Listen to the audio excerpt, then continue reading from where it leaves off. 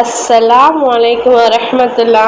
இன்னைக்கு இந்த வகுப்புல, அதாவது இந்த வீடியோல நம்ம பார்க்க இருக்கிறது ரப்பு குறித்த விஷயங்கள். ரப்பு பண்பு பெயர்களை நம்ம முழுவதுமாக நம்மள மனதில் நிறுத்தி அதை எவ்வாறு நம்ம வாழ்க்கையில நினைவு கூறக்கூடிய ஒரு பெயராக அதை இருக்கணும் என்பது நம்ம விரிவாக இந்த வகுப்புல நம்ம பார்க்க போறோம். அதாவது அல்லாஹ்னா யாரு? எல்லோரும் அறிந்த ஒரு விஷயம், இறைவன். அல்லாஹ்வுடைய பெயர் எவ்வாறு வந்தது? அல்லாஹ் தனக்குத்தானே அவ்வாறு சுட்டி கொள்கிறான் அல்லாஹ் என்ற பெயர். ஆக ரப்புனா என்ன? எல்லோரும் என்று சொல்றாங்களே, ரப்பு என்னை பார்த்து கொள்வான், ரப்புல் ஆலமீன் இருக்கா, ரப்பு எனக்கு போதுமானவன், ரப்புனா அந்த ரப்புடைய வார்த்தைக்கான பொருள் என்னென்ன அத்தனையுமே இந்த வீடியோவில் நம்ம பார்க்க இருக்கிறோம். பார்க்கறதுக்கு முன்னாடி இந்த சேனல் நீங்கள் சப்ஸ்கிரைப் பண்ணாமல் இருந்தீங்கன்னா சப்ஸ்கிரைப் பண்ணிக்கோங்க. அப்படியே அந்த பெல் ஐக்கானையும் கிளிக் பண்ணிக்கோங்க. அப்போ தான் நாங்கள் போடுற வீடியோஸ் அவங்க நோட்டிஃபிகேஷனில் சேரும். ஓகே, இப்போ வீடியோக்குள்ளே போயிடலாம். நம்ம பிறக்கும் போது எந்த மார்க்கத்தில் அடிப்படையில் பிறக்கிறோம்?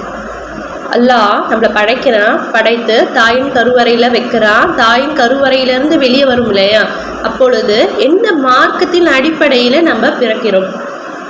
இஸ்லாத்தின் அடிப்படையில். அதாவது நம்மளை ஃபித்ரத்திலேயே அல்லாஹ் தாலா இஸ்லாத்தின் இயற்கையிலே இஸ்லாத்தின் அடிப்படையில் தான் நம்ம பிறக்கிறோம். அப்போ யார் நம்மளை மாற்றுறது அப்படின்னு பார்த்தா பெற்றோர்கள் தான் நம்மளை மாற்றுகிறார்கள். அல்லாஹ் தாலா உறுதியாக சொல்கிறான், அல்லாஹ் தாலா படைத்தவனே சொல்கிறான், நான் படைக்கும் பொழுது இயற்கையாகவே இஸ்லாத்தின் அடிப்படையில் தான் உங்களை நான் படைக்கிறேன், உங்களுடைய மார்க்கம் இஸ்லாம். ஆனால் நீங்கள் பிறந்தவுடன் உங்களை மாற்றுகிறது யார் என்றால் பெற்றோர்கள். பெற்றோர்கள் தான் நம்ம பிறந்தவுடனே சிலையை வணங்கக்கூடியவர்களாகவும், கிறிஸ்தவர்களாகவும், யூதர்களாகவும், நெருப்பை வணங்கக்கூடியவங்க இப்படின்னு பலவேறு மார்க்கங்களை கொண்டு போய் சேர்க்கறது இந்த பெற்றோர்கள் தான். ஒரு பிள்ளையை மாற்றக்கூடியவர்களாக இருக்காங்க. ஒரு பிள்ளை சொர்க்கத்துக்குரியவர்களாக போகிறதுக்கும் நரகத்துக்குரியவர்களாக ஆகிறதுக்கும் முக்கிய காரணமாக இருக்கிறது பெற்றோர்கள் என்று திட்டவட்டமாக இந்த ஹதீஸின் வழியாக நம்மளுக்கு புரியுது. புகாரி 1358வது ஜனசா சட்டங்களில் வரக்கூடிய ஒரு ஹதீஸ் தான். ஃபித்ரத்துடைய நிலையை நம்மளுக்கு தெரியணும் அப்படின்னு நம்ம சொன்னோம்னா, நம்ம எந்த ஒரு மார்க்கத்தில் நம்ம வந்திருக்கோம். ஏன்னா ஃபித்ரத்து இப்போ எப்படி இருக்குன்னா, ஃபுல்லாகவே ஒரு அசடுகளாக, அதாவது தூசி பொருந்திய ஒரு கருப்புள்ளியாக நம்மளை ஆயிடுச்சு. நம்ம எந்த ஒரு நோக்கத்துக்காக வந்திருக்கோம் என்று தெரியாமல் நம்மளுடைய ஃபித்ரத் எப்படி இருக்குன்னா, இப்போ தூசி ஃபுல்லாக படிஞ்சு போயிருக்கு. அந்த தூசியை நம்ம தட்டி நம்ம எந்த ஒரு நோக்கத்துக்காக நம்ம வந்திருக்கோம், நம்மளுடைய மார்க்கம் என்னன்னு சொல்லிட்டு நம்ம சுய விசாரணை, சுய பரிசோதனை நம்ம செஞ்சுக்கணும். ஃபித்ரத்துடைய நிலையை குறித்து அல்லாஹ் தாலா புகாரி 1358 அவன் பேசக்கூடியவனாக இருக்கா. நான் படைக்கும் போது என்னாக படைக்கிறேன், ஆனால் பெற்றோர்கள் என்னவாக அவர்கள் மாற்றுகிறார்கள் என்று அல்லாஹ் தாலா சொல்கிறான். அபு ஹுரைரா அலி அவங்க அறிவிக்கக்கூடிய ஹதீஸா இருக்கு.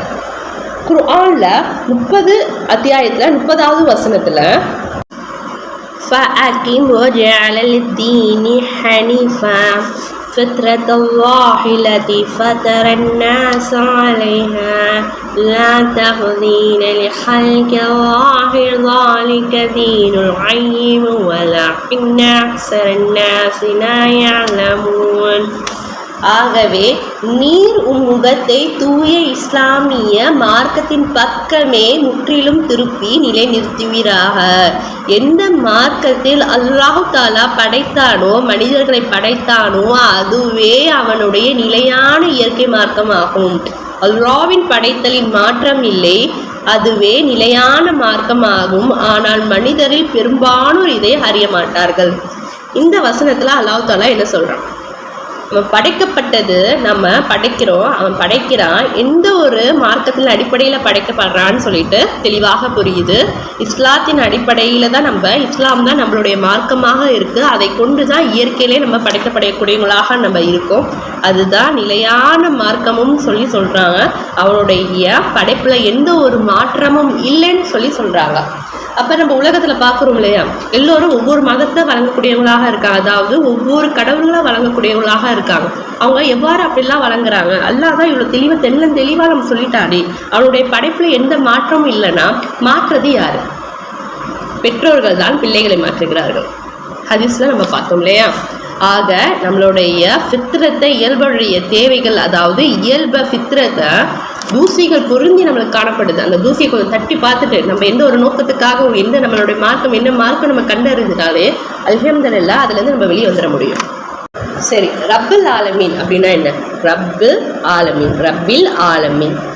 ரப்பு அப்படின்னா படைத்து பாதுகாக்கிறவன். அடுத்தது இப்படி கூட சொல்லலாம், படைத்து பாதுகாத்து வளர்க்கிறவன். சரி, ஆலமீன்னா என்ன? படைப்பாளனை தவிர அனைத்து படைப்புகளும் ஆலமீன். ரப்புல் ஆலமீனுக்கு இப்போ உங்களுக்கு புரிஞ்சிருக்கும். ரப்புனா என்ன? படைத்து பாதுகாக்கிறவன், படைத்து பாதுகாத்து வளர்க்கிறவன், உரிமையாளன், சீர்திருத்துபவன், இப்படி அனைத்து பொருள்களும் ரப்புக்கு உண்டு. ஆலமீன் நம்ம பார்த்துருப்போம், படைப்பாளனை தவிர அனைத்து படைப்புகளும் ஆலமீன். இப்போ இதை குறித்த ஒரு சிந்தனை தான், இது குறித்த ஒரு படிப்பினை தான் நம்ம பார்க்க இருக்கிறோம். சரி, ரப்பு மனிதர்களால் மறுக்க முடியுமா? இறைவன் ஒருத்தன் இருக்கான், இந்த உலகத்துல தான் இறைவன் இருக்கான். அதாவது நம்மளை கண்காணிக்கக்கூடியவனாக, நம்மளை படைத்தக்கூடிய இந்த பிரபஞ்சத்தில் படைத்த அத்தனை படைப்புகளுமே இறைவனால் தான் படைக்கப்பட்டது. இது அத்தனையும் மனிதர்களால் ஏற்க முடியுமா? எந்த படைப்புகளும் ஏற்க முடியுமான்னு கேட்கல. மனிதர்களால் இந்த படைப்பை, அதாவது இந்த ரப்பை மறுக்க முடியுமான்னு கேட்டால் மறுக்க முடியாது. ஏன் ஃபிரௌன் கூட மறுக்க மாட்டான். இறைவனே இல்லைன்னு அவனுக்கு சொன்னால் கூட அவன் வெளிப்படையாக வேணால் மறுக்கலாம், ஆனால் அவனுக்கு உண்மையாக அறிவான். ஜாஹிலியா மக்கள் பற்றி நம்ம குர்ஆனில் நிறைய இடத்துல வருது. குர்ஆன் திக்குன்னு சொல்லிட்டு ஒரு ஒன்றிடும் பேரும் இருக்குது. அதாவது குர்ஆனுக்கு மற்றொரு பெயர் திக்கர், நினைவூட்டல். அந்த திக்கர், அந்த நினைவூட்டலில் ஜாஹிலியா மக்கள் பற்றி குர்ஆன் அதிகமாக பேசுது. ஜாஹிலியா மக்கள்னா என்னன்னா, அறியாமை காலத்தில் வாழ்ந்த மக்கள். நபி ஸல்லல்லாஹு அலைஹி வஸல்லம் வர்றதுக்கு முன்னதாக வாழ்ந்த காலங்கள் இருக்கும் இல்லையா, அதுதான் அறியாமை காலம், ஜாஹிலியா மக்கள். அந்த ஜாஹிலியா மக்களுக்குமே ரப்பை பற்றி தெரியும்.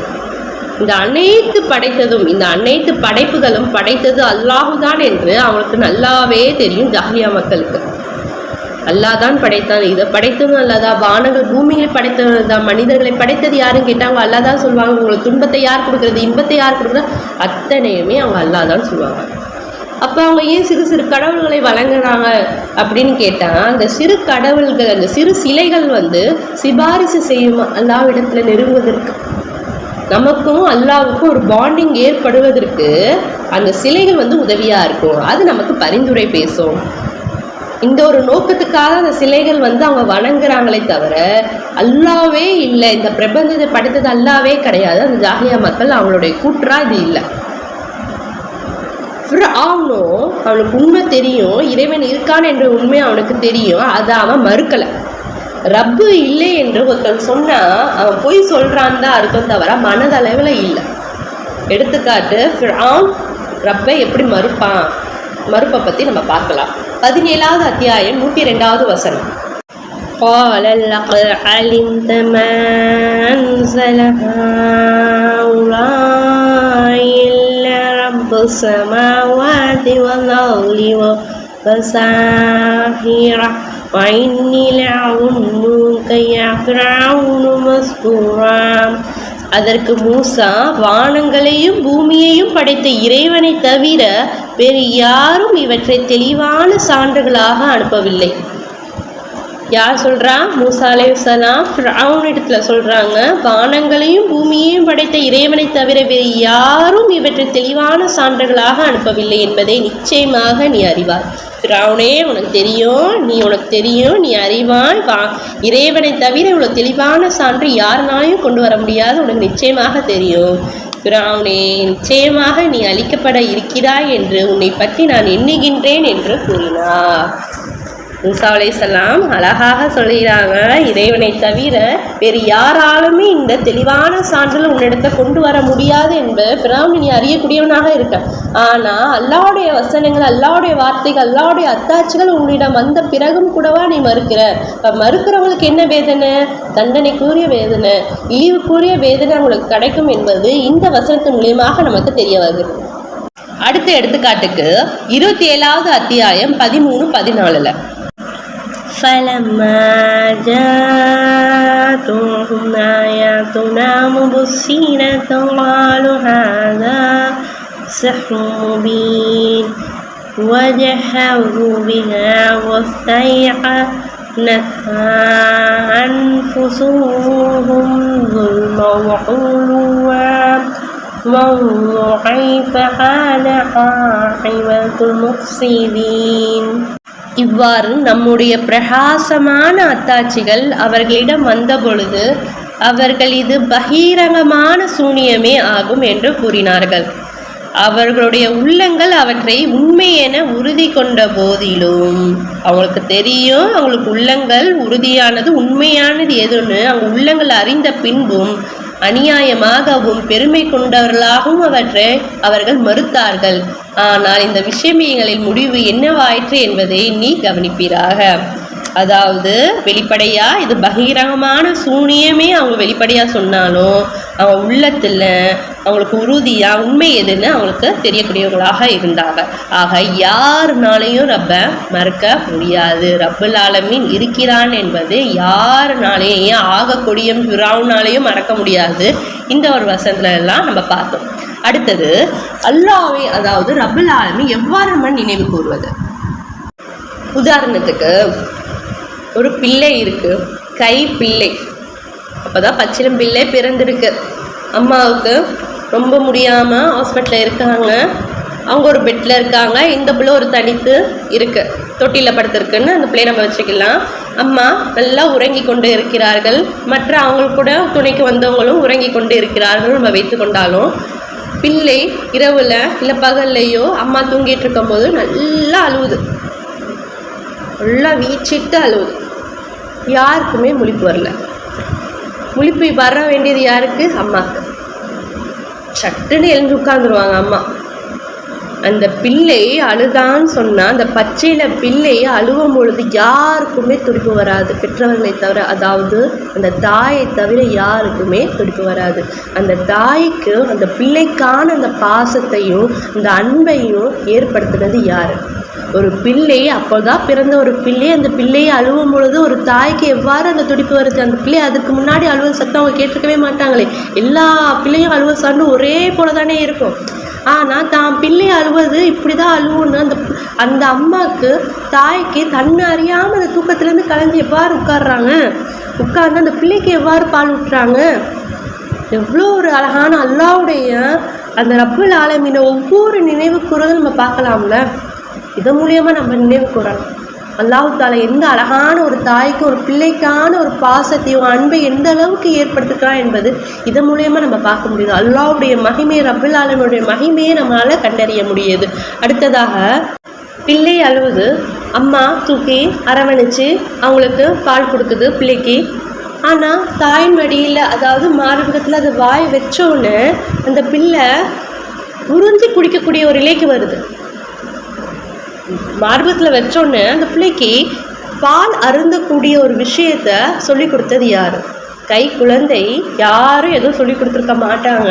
ஆனால் அந்த பிள்ளைக்கு மார்பகத்தில் வச்சோன்னு அந்த பாலை அருந்தணும், எப்படி அருந்த வேண்டிய விஷயத்தையுமே அதுக்கு சொல்லி கொடுத்தது யார்? சுப்ஹானல்லாஹ். அல்லாஹ் தாலா எவ்வளோ அழகா ஒரு படைத்தது மட்டும் இல்லாமல் அதை பாதுகாத்து வளர்க்கக்கூடியவனாக இருக்கான் இல்லையா? கருவறையில் அந்த 9 மாதம் 10 மாதங்களை யார் பாதுகாக்கிறா? அது படைத்ததும் இல்லாமல் பராமரித்தது, பாதுகாத்து சிறப்பான முறையில் அது வெளிவர வரைக்கும் அத்தனை பொறுப்புகளையும் கருவறையில் யார் எடுக்கிறான்? அந்த பொறுப்புகள் அது மட்டும் இல்லை, நம் மரணம் வரைக்குமே அல்லாஹ் தாலா நமக்கு பொறுப்பேற்கக்கூடியவனாக இருக்கார். ரப்புல் ஆலமீன் அவன் படைத்து பராமரித்து பாதுகாத்து வளர்க்கிறவன். எப்போது என்று சொன்னால் மரணம் வரைக்கும், மரணத்துக்கு அப்புறம் உள்ள வாழ்வு வரைக்கும் எல்லாத்துக்குமே அவன் தான் பொறுப்பு.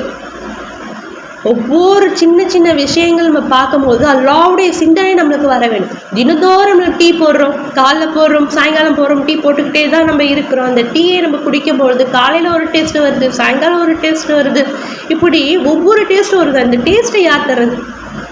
இந்த டேஸ்ட்டை, இந்த சுவையை யார் நமக்கு தர்றது? நம்ம பால் ஊற்றுறோம், தண்ணி ஊற்றுறோம், டீ தூளை போடுறோம், இஞ்சி தட்டியை போடுறோம், அடுத்து நம்ம என்ன போடுறோம், சக்கரை போடுறோம், இப்படின்னு பாலை கொதிச்சு நம்ம ஊற்றி நம்ம ஃபில்டர் பண்ணி நம்ம குடிக்க, இதுதான் நம்மளுடைய வேலையாக இருக்குது. அந்த பாலின் சுவை, அதாவது டீயின் சுவையை கொடுக்குறது யார்? எந்த ஒரு மாற்றமும் இல்லாமல் இந்த டீயின் சுவையை நமக்கு கொடுக்கறது யார்? காலையில் ஒரு டீ டேஸ்ட் இருக்குது, சாயங்காலம் ஒரு டீ டேஸ்ட் இருக்குது, இப்படின்னு பல வந்த டீ டேஸ்ட் நம்மளுக்கு கொடுக்குது. அந்த டீ சுவையை தரது யார்? ஒரே மாதிரி தான் நம்ம போடுறோம், பாலை ஊற்றுறோம், சக்கரை போடுறோம், டீ தூளை போடுறோம், இஞ்சி தட்டியை போடுறோம், இப்படி தான் நம்ம போடுறோம். ஆனால் சுவை மாறுபடுதே. இந்த மாறுபடுது எவ்வாறு இருக்குது? நல்லா சிந்திங்க. நம்மளுக்கு அல்லாஹ்வுடைய நினைவு, ரப்புல் ஆலமுடைய நினைவு நம்மளுக்கு வரணும்னா நம்மளுடைய உணவு தட்டு அன்றாட 3 நேரத்தில் நம்ம சாப்பிட்றோம்ல, நம்மளுக்கு உணவு வருதில்ல தட்டில், இந்த உணவை நம்ம பார்த்தாலே அல்லாஹ்வுடைய சிந்தனை நம்மளுக்கு வர வேண்டும். ரப்புல் ஆலமீன் குறித்த சிந்தனை நமக்கு வர வேண்டும். யார் அவ்வாறு வரவில்லை என்றோ அவங்க முஃமினே கிடையாது. ஒரு முஃமினுடைய நிலை என்ன தெரியுமா? அல்லாஹ்வுடைய நினைவிலே ஒவ்வொரு பார்க்கும் பொழுது அல்லாஹ்வுடைய சிந்தனை நமக்கு வர வேண்டும். உணவு தட்டே ரப்புல் ஆலமீனை நினைப்பதற்கு மிக சிறந்த ஒரு வழி. அந்த உணவில் வரக்கூடிய ஒவ்வொரு அந்த சாப்பாடு, நம்ம சாப்பாட்டுல இருக்க ஒவ்வொரு உணவும், எல்லா உணவும் நம்ம வாழ்வதற்காக தான் படைக்கப்பட்டிருக்கு. நான் வாழணும் என்பதற்காக எல்லாமே எனக்காக உழைக்கிறது, எல்லா உணவும் எனக்காக உழைக்கிறது. அது அத்தனையுமே படைத்து நான் சாப்பிட வேண்டுவதற்காகவும், நான் ஆரோக்கியமாக இருக்க வேண்டுவதற்காகவும், நான் மகிழ்ச்சியாக இந்த உலகத்தில் நான் வாழ வேண்டும் என்பதற்காகவும், அத்தனைக்காகவும் எல்லா உயிரினத்தையும், எல்லா படைப்புகளும் அல்லாஹ் தஆலா படைத்தது மட்டும் இல்லாமல் அதை பாதுகாத்து, அதை பராமரித்து, அதை வளர்த்து நான் சாப்பிட வேண்டும் என்பதற்காக அத்தனையுமே எனக்காக உழைக்குது. அல்லாஹ் தஆலா அதை பொறுப்பேற்றுக் கொள்ளக்கூடியவனாக இருக்கான். அத்தனை வேலைகளுக்கு பின்னாடி எனக்கு அவ்வளோ பொறுப்புகள், அவ்வளோ உழைப்புகள் இருக்குது நான் சாப்பிட வேண்டும் என்பதற்காக. அந்த உணவு தட்டை பெரிய நமக்கு ஒரு உதாரணம் அல்லாஹ்வை நினைவு கூறுவதற்கு. அடுத்தது பெரிய மரம் பார்த்துருப்போம். பெரிய மரம் என்ன மரம் வேணாலும் எடுத்துக்கோங்க, பெரிய பெரிய மரங்கள் நம்ம எடுத்துக்கோங்க. அந்த பெரிய மரம் என்ன தெரியுமா செய்யுது? பக்கத்தில் இருக்க சிறு மரமாக இருக்கட்டும், சிறு செடியாக இருக்கட்டும், சிறு கொடிகளாக எல்லாத்துக்குமே தனக்கு கிடைக்கிற சூரிய ஒளியை கொண்டு கிடைக்கிற ஊட்டச்சத்துக்கள் அனைத்துமே, விட்டமின்களாக இருக்கட்டும், ஊட்டச்சத்துக்களாக இருக்கட்டும், சர்க்கரை அதாவது குளுக்கோஸ் அத்தனையுமே சிறு மரங்களுக்கு, சிறு செடிகளுக்கு, சிறு கொடிகள் அத்தனையுமே வேறு வழியாக, பூஞ்சைகள் வழியாக, தர வழியாக, மண்ணோடு வழியாக மற்றவர்களுக்கு அது போய் சேரும். இந்த பெரிய மரம் எந்த அளவுக்கு சாக்ரிஃபைஸ் பண்ணது கொடுக்குது. இந்த கொடுத்தது யார்? இந்த மாதிரி பெரிய மரம் சிறு மரங்களுக்கெல்லாம் இந்த வேறு வழியாக நீ கொடு, உன்னுடைய ஊட்டச்சத்துக்கள் இப்படி கொடுன்னு அதுக்கு கட்டளையிட்டது யார்?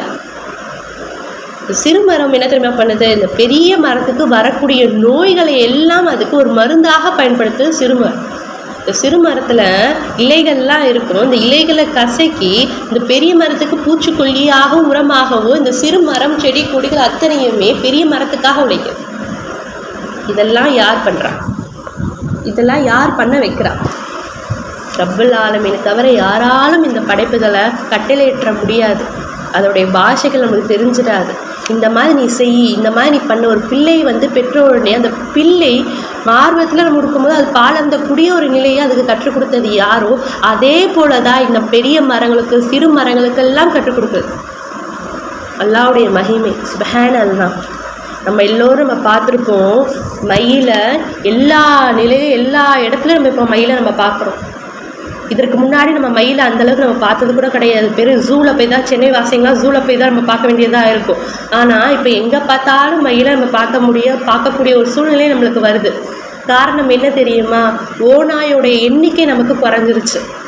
ஓநாய் குறைஞ்சிச்சுன்னா எதுக்கு மயிலோட எண்ணிக்கை அதிகமானா, அந்த ஓநாய் என்ன பண்ணுன்னா மயிலோடைய எண்ணிக்கையை கட்டுப்படுத்தும். அந்த முட்டைகள்லாம் எடுத்து சாப்பிட்ருமா. மயிலுடைய முட்டைகள்லாம் எடுத்து இந்த ஓனாய் என்ன பண்ணிடும்? சாப்பிட்ரும். இப்போ சாப்பிட்டா அது என்ன ஆகும்? மயிலுடைய வளர்ச்சி கட்டுப்பாடாக இருக்கும். இல்லைன்னா மயில் அதிகமாக நம்மளுக்கு வந்துருச்சுன்னா இந்த புல் இருக்குல்ல, புல்கள் அத்தனையுமே அது சாப்பிட்ரும். புல்கள் சாப்பிட்றதுனால நம்மளுக்கு விவசாயம் பாதிப்புன்னு நம்மளுக்கு உணவில் வரக்கூடிய உணவு நம்மளுக்கு வந்து சேராது. புல்ல உணவு சங்கிலி, அதாவது ஃபுட் செயினில் நம்ம பார்த்துருப்போம். புல்லை சாப்பிடக்கூடிய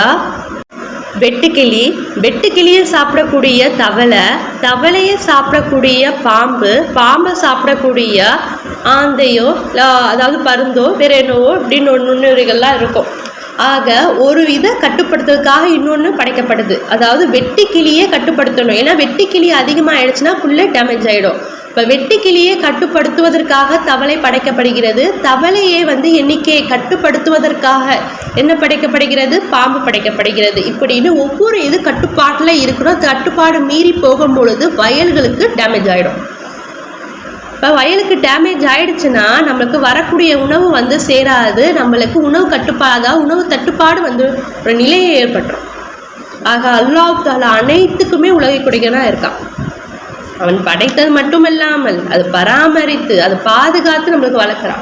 ஒரு கொய்யா பழத்தை நம்ம எடுத்துப்போமே, அந்த கொய்யா பழம் அந்த அணில்கள் இருந்து பாதுகாத்து நமக்கு தட்டில் சேருது. அணிலோடைய பெருக்கங்கள் அணிலோடைய எண்ணிக்கைகள் அதிகமாக ஆயிடுச்சுன்னா கொய்யா பழம் நம்மளுக்கு சேராதே. அதை கட்டுப்பாட்டில் வச்சிருக்கிறது யாரு?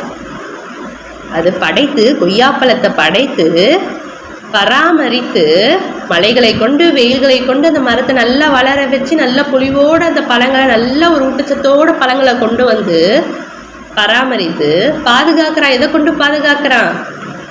தன்னுடைய அருளை கொண்டு பாதுகாக்கிறான். எந்த ஒரு தீண்டும் தீண்டக்கூடாதுன்னு சொல்லிட்டு இந்த அணில் எதுவும் தீண்டக்கூடாது, அது கட்டுப்பாட்டில் வச்சிருக்கான். அந்த அணிலோட எண்ணிக்கையே கட்டுப்பாட்டில் வச்சுக்கல நாசி ஆகிடும். இந்த மரத்தை செழிப்பாக வளர்க்கக்கூடிய அல்லாஹ் தஆலாவை நம்ம தினத்தோறும் நினைக்கக்கூடிய ரப்புல் ஆலமீன் தினத்தோறும் நினைக்கக்கூடிய ஒரு மக்களாக நம்ம இருக்கணும். ஒரு வளிமண்டலம் அதாவது வளிமண்டலத்தில் வரக்கூடிய ஆக்சிஜனை கடல் அலைகள் உள்வாங்குதான். கடல் அலைகள் உள்வாங்கி அது என்ன பண்ணுதுன்னா கடலில் இருக்க உயிரினத்துக்கு எல்லாம் அந்த ஆக்சிஜனை சப்ளை பண்ணுதான். அந்த வளிமண்டலத்தில் ஆக்சிஜனை எடுத்து கடல் அலைகள் உள்வாங்கி அது கடல் உயிரினங்களுக்கு எல்லாம் அது அளிக்கக்கூடியதாக இருக்குது. சுப்ஹானல்லாஹ். இவ்வளோ விஷயங்கள் அல்லாஹ் பற்றியே நம்மளுக்கு ஒரு சிந்தனை வர வேண்டியது இருக்குது. ஆனால் நம்ம மறந்து வாழக்கூடியவனாக இருக்கேன். நமக்காக ஒவ்வொன்றும் உழைக்கக்கூடியதாக இருக்கேன். நமக்கு பொறுப்பேற்று நமக்கு அத்தனையுமே தரக்கூடிய ரப்புல் ஆலமீன் மறந்து வாழக்கூடிய ஒரு மனிதராக நம்ம இருக்கிறோமே. அல்லாஹ் நம்மளை பாதுகாக்கணும். அஸ்தக்ஃபிருல்லாஹ்னு சொல்லுங்கள். இன்ஷா அல்லாஹ் அடுத்த வகுப்பில் பார்ப்போம். அஸ்ஸலாமு அலைக்கும் வரஹ்மத்துல்லாஹ்.